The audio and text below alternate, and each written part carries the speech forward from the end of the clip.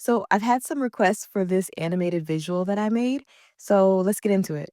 I created this AI generated image in Canva and I went ahead and removed the background. I had another image that was a PNG file that the message that I actually wanted the phone to say, placed that on top.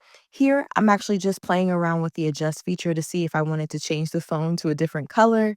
I ended up just going with a lighter pink. And then, of course, changed my background color, added some texture. I'm actually going to change the color of the texture and then bring down the opacity or transparency so that, you can see more of the background color showing through, but still see some of the texture from the overlay.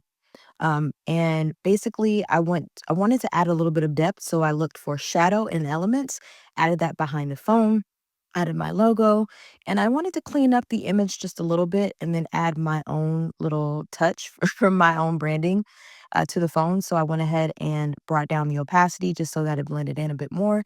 Downloaded this image of the phone only so that I can work with it, with the shadow and everything behind it.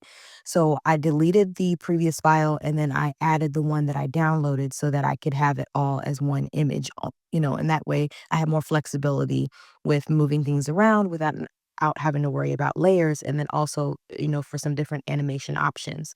So the next thing I went ahead and did was clicked on animate. I found this old TV animation that I really liked. That's something that I like for my visuals. And once I selected that animate option, adjusted it to my liking, I went ahead and exported the visual. And that was pretty much it. Now, I did add a little bit of a shadow overlay, for the post later on, like to just give it a little bit more depth. And this was the end result. Hope this helps. See you next time in the Creator Lab.